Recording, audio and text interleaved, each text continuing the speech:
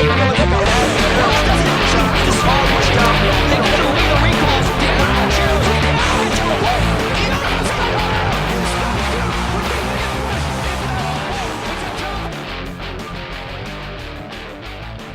right, League Esports fans, welcome to another episode of the No FFs Podcast, a podcast where we hit it hard, we hit it fast, and we don't take any Fs about anything. We get to the point where the FF votes start happening in League Esports matches around the world. We got a special episode geared up for you today. All right, League Esports fans, we have a special episode in store for you today. It is episode 11, and we have a guest, special guest, Vince Collotti. He is a League of Legends Esports handicapper, so that means he's watching all the games from around the world. He's super knowledgeable about every region, and we're going to be talking about his career and the LPL a little bit with Vince. So we've got his Twitter page here. Definitely give him a follow, and we'll get right into it. How are you doing, Vince? Hey, thanks for having me. So the first thing I wanted to do was get an introduction to you and how you got involved in League. So I got into play, probably my best friend, right after beta. So it was like just after all the original champions came out and it was out of beta testing and everything. And I've been playing ever since. And so you're a real gamer. Yeah. You play a lot of games. What is it about League that's made it great for you and kept you in the game for so many years?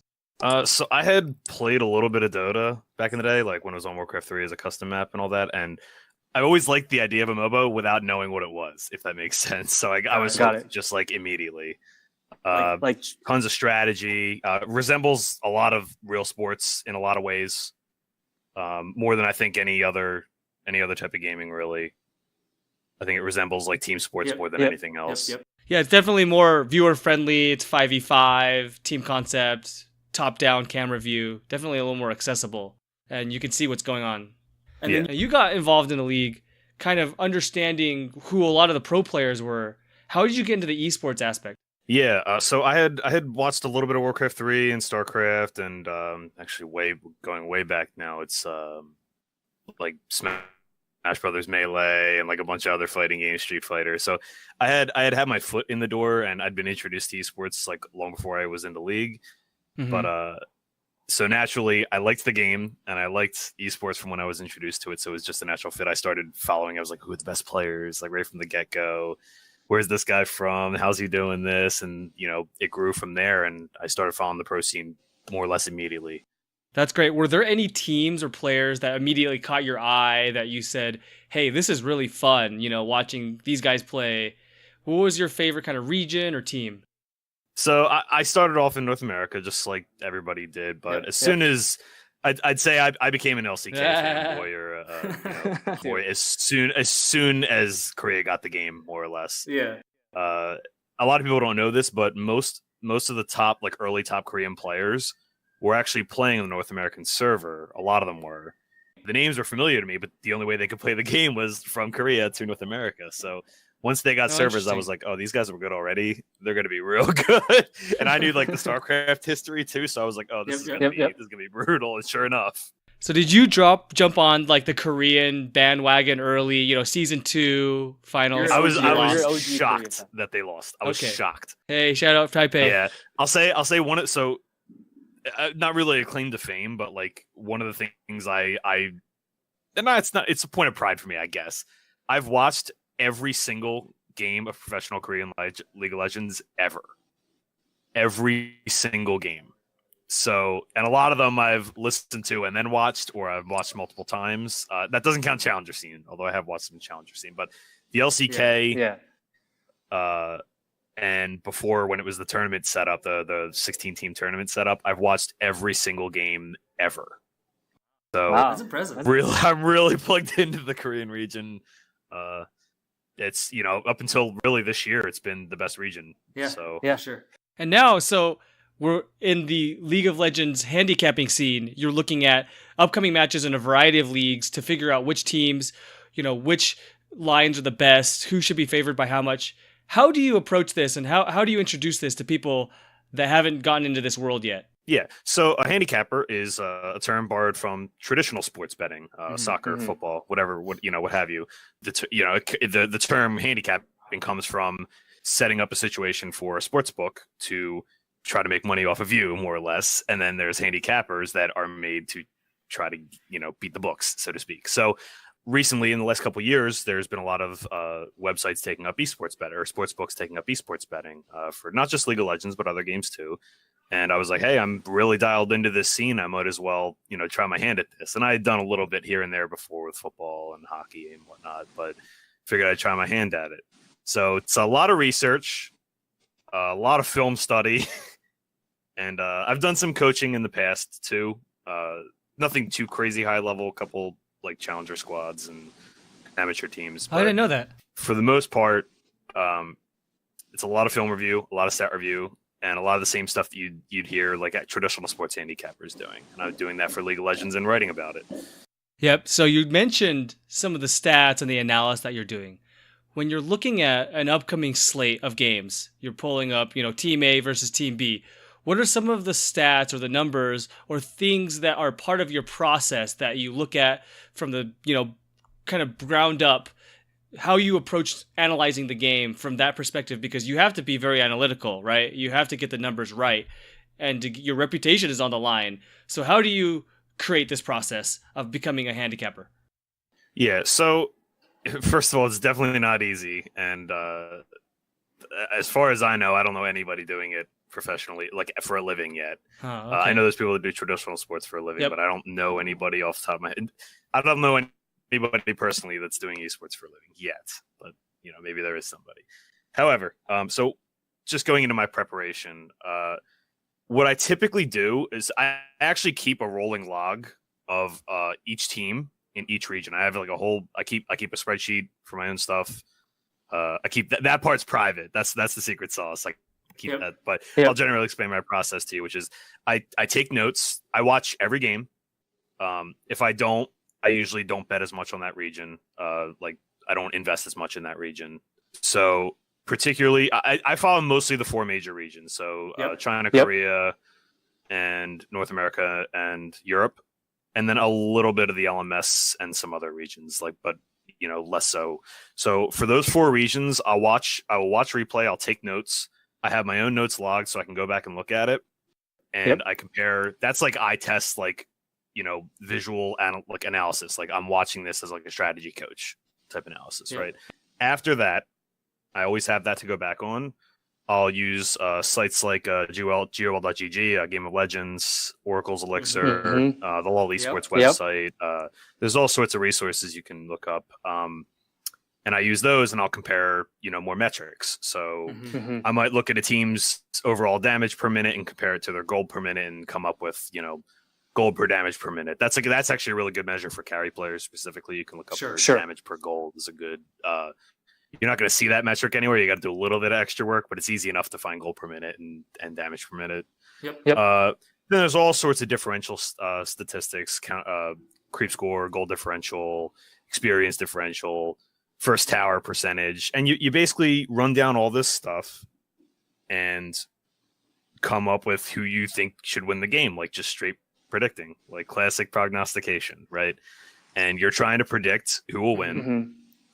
And I do all of this usually. I do all of this before I even look at the sportsbook lines that I'm going to bet. Because I don't want to be influenced by that. Yeah. Sometimes I slip and I gotta cheat and I look, but I do all of that so that I don't get influenced and I have my own thoughts on it going in. And I don't want to say I'm like successful, but it's a hard thing to do. And I bet a lot of games last year. I post all my results and everything. I really like that. Yeah, you post all your results. You have a full rundown of what you did, the bets you got right and wrong. And what I really liked about last year is you went in and analyzed what you did. And you took a look at the teams that you were high or low on and were wrong about. 100 Thieves, Vitality, Genji in Korea. All of China in the summer. So, that was my big hit for the summer. But anyway, you talked about kind of damage per minute per gold. I think that's an interesting stat. Is there another stat or just a stat that you looked at when you looked at this year, either looking at region versus region or even 2019 versus 2018? Is there a number that kind of jumped out at you that was different, that you didn't expect and was very interesting to you as an analyst? So there's a lot of like hard work underneath this that I just simply don't have enough hours in the day to do. Yeah. But and there's not really any hard data that I know of yet, but I'm actually scrubbing and trying to figure this out with the help of a couple people. I'm trying to find out the correlation because I guarantee it's a thing between first Baron and winning the game, because it's huge. It's huge. Like the way the game is right now, to me that's the magic number. The problem with first Baron is it doesn't always line up as a stat directly, like when you compare two teams. So if you have two good teams playing against each other and they both get Baron, 65% of the time, for instance, that doesn't really tell you a lot. Like if they're both good teams and your eye test tells you they're both good teams. So there's certain numbers like that are kind of tricky, and you got to be careful not to just go, with the narrative or with what's staring you in the face, because there's a lot of underlying reasons for stuff too. So Got it. Like I think like another really misleading stat, just as another example, is so damage per minute, right? Damage per minute is a stat that everybody uses, the broadcast uses, everybody knows what it is. You look at it for your own games, right? So everyone's drawn to that stat, right? And generally speaking, good teams do have more damage per minute, but there's plenty of good teams that don't. And a lot of times it's because they play split push strategies, or they just play low damage compositions, super tanky compositions, etc. So you got to make sure when you look at the numbers for a team, this is why it's so important to tie the film study and the stats together, because both. You can just look at numbers and you can tell yourself any story you want to convince yourself of, right? You could say the same about film study, but when you do both, they kind of tell truths about each other. So that's what I try to do. It's a lot of work, and yeah, I'd advise set a lot of hours aside if you want to get into it. But it's you got to do a little bit of everything. So you can't just go all on one or the other. One of the things that is really interesting is I've followed you and other handicappers as we've gotten into Twitter interactions where you're trying to discuss really what's going on, and everyone has their different view, and I value the analytical viewpoint that you guys bring. One region that I know you follow that I wanted to get your analytical insight into was the LPL. So I purposely didn't cover it because, one, I like to wait on the LPL until after the spring break. And I also, looked at February 27. I knew I had you on the calendar. I knew you were going to be an LPL expert. And so I took this as my opportunity to get into it, introduce the viewers to what China is doing. And I, wanted to get your take because you're a guy that watches multiple regions, and I love being able to compare across those regions. Now, in the LPL, there are some teams at the top that maybe surprise some of the more casual fans. So Fun Plus Phoenix is the number one team in the league right now. Tell me what you see out of them that makes them so special. So Fun Plus is 3/5 of the same roster. I'm just like starting roster anyway. Yeah, it's 3/5 of the starting roster from last year. They added Doinby and Tien. And I mean, for those that have watched any of the LPL last year, Doinby was a monster. He's like one of the big names. He's been that for years. He's been for a long time, and he's a charismatic guy. He's a leader. And this team last year, they started coming on in the summer. They had a really, really bad spring split last year. Yep. And they started coming on in the summer split. And by the end of the year, they actually looked pretty good. But they kind of lacked an identity. They were sort of this like split push team, but they never really knew who they were. And like their biggest weakness was that they were just really indecisive in games. Got it. So as soon as they added Doinby, I was like, this team's going to be good. And I think a lot of people got really, really excited about that, because that's like it's like getting the best free agent possible in a traditional sport, or like the perfect fit for your team, like a team that's like ready, they're like right on the cusp and they're ready to go, and they go and get like the exact perfect role player, and he just so happens to be a superstar, and he's been an absolute, and he's been himself this season. He's been dynamite. The one thing that I have to ask about any team that has Doinby on it is he has a tendency to choke in the playoffs when it comes to big moments. Do you think that he's matured, and do you think that this is the year that he finally busts through? I mean, even when he was playing well in the past, and you get into a series and it just seems to get away from him, and it would be big for him to even get to the final. Now, so there's still a lot of the season to go in the LPL. The LPL plays a very long season, so because there's just more teams and they play a full double round robin. So 2.5 round robin or whatever it is. So Yeah, this team is good. They're the top team in the league. They have 14 wins. Like they're clearly a good team.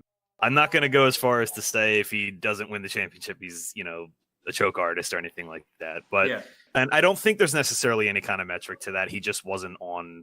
I mean, he was on a good team last year, so I just think you ran into the buzzsaw last year. Like, you had two teams that were so much better than everybody else in China last year, and really in the world last year. If you look at it, it was a special year for them last year. I mean, to not only go to the Worlds, and win it, but you look at the stars aligning in terms of meta, IG versus RNG, duking it out all year. It was a special year and fun to watch. Yeah, I know I was high on Invictus going into Worlds, but I didn't honestly think they were going to win it.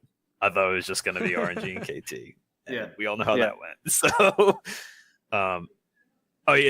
China definitely upped their game last year. But like going into the World Championship, another thing I do is like comparative analysis for stuff is I try to like break things into rough tiers, like a tier list, like would see for champions or power rankings for sports, right?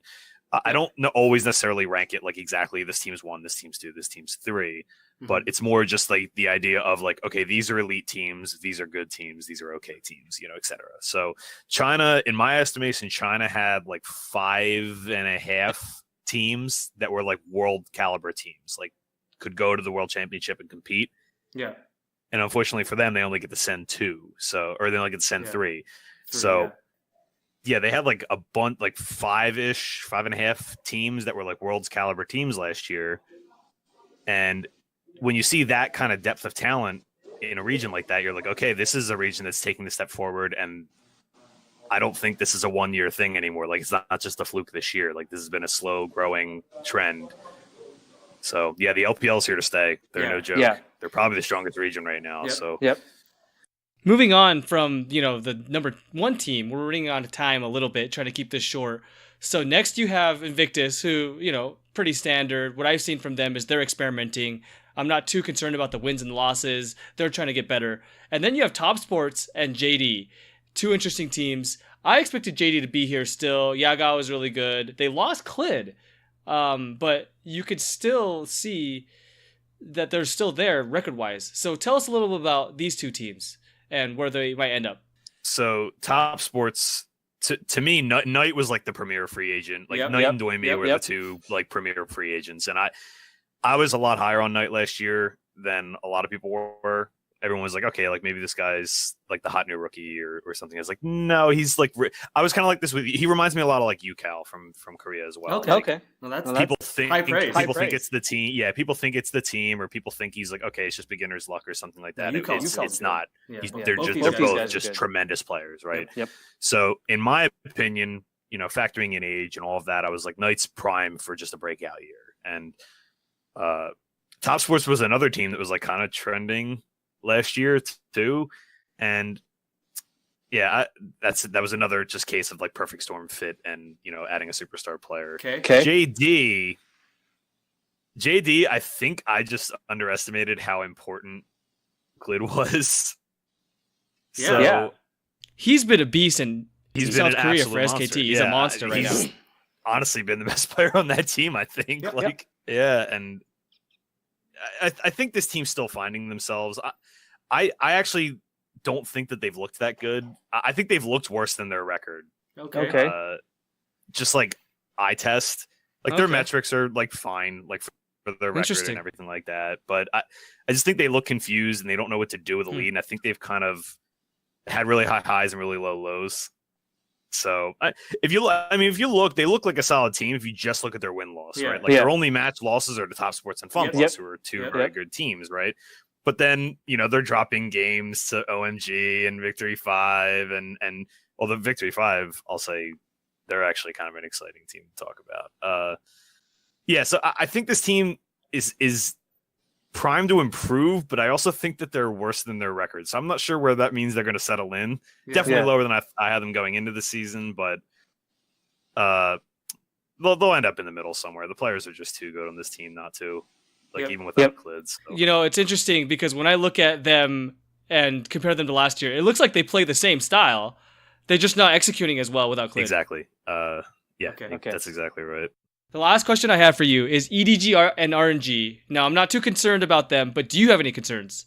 No, I actually think EDG is kind of the opposite of JD. I think I expected them to be good, but they've looked a lot better than their record shows. I'm with you. They've had a couple of really weird losses, but Yep. they, especially the last like 2 weeks, they've looked excellent, and they're firing on all cylinders right now. So I think they're gonna be a good team. I think they'll compete for top 3. I think they could win this split, depending on how Invictus and RNG shape up and how much experimenting they want to do. RNG didn't play with Uzi for 2 weeks, so that's a huge difference. I know people, there's a huge depth of talent, and it's not like their subs are bad or anything like that, but it's Uzi. Like, he's one of the best players of all time. He's still got it. It amazes me that he has stayed this good for this long, and it seems like he gets better every year. It blows my mind. It's crazy. So they're going to be in the conversation. Like, if I had to project forward who I think the top 5 in China is going to be, assuming people get it together and they're trying hard by the end of the season. If I had to guess like the playoff brackets or something, or just if I had a power rank right now, my top 5 would be Invictus. By season's end would be Invictus, RNG, EDG, Top Sports, and Fun Plus. Yeah, you heard it here first. Yes, I think Billy are. They're showers. They're not. They're. I don't. They have to show. I don't know how they're. I don't know how they're winning games with the way they play, but they have to show me more. Victory 5 and Sino Dragon both are very interesting to me, actually. And then we have Suning, who I think will be in that conversation by the end of the year too. So I think those 3 or 4 are going to round out like the top 8, right? So so the top 5 I said, and then I think Victory 5, Sino Dragon, and Suning's got to get it together. They can't be this bad. That's my thought anyway. All right. Suning, for a lot of people that don't know, Suning was like the super hyped super team going into the season, and they're kind of disappointing, but they're going to turn it around. They're just too good otherwise. Concern, I guess, with Suning is that, it's a really fast-paced meta, and they're playing the LPL, and it's really hard to catch up if you're behind in the LPL, right? It's super hard. And they've got to integrate all these players. And I think that this is a team that could very well be one that, rounds into form closer to the summer split. And they may not ever get there as far as spring split concerns. So that's kind of where I'm at with Suning. But you heard it here first. That's the top 8, according to Vince Gelati. So tell us, Vince, what do you got coming up? I know you're still doing handicapping. You've got a couple of new, things going on, podcasts. What's going on and what's coming up from you? Yeah, so we're starting a podcast. I say we. It's myself, John George at the Esports Plug, Chris Chung at Primetime, and Calvin at Ruler R Sama. And we've been tossing this idea around for a few months, and we were like, we gotta just record this, otherwise we're never gonna do it. We're all gonna say we're too busy. So last week we recorded our first episode on Thursday night. Nice. Currently it's on YouTube and SoundCloud, I think, but we're in the process of getting a logo, getting intro music, getting all that stuff, getting set up to have it go through iTunes and Stitcher and all the typical podcast outlets and everything. So once that's set up, and we're still undecided on name. We used the Ignite Cast, for the flaming hot takes and everything, but that is apparently a very commonly used podcast name. So we're gonna go in a different direction. We're taking names. Feel free to shoot some ideas at us. I just dropped all our Twitter talks. Other than that, I'm still doing my just about daily write-ups on the blog. It's gelatiLOL.blogspot.com. I stream at twitch.tv/gelatiLOL. Not as often as I used to, just because I only have so many hours in a day, but I do want to try to get back firing that up again. So yeah, that's where you can find me.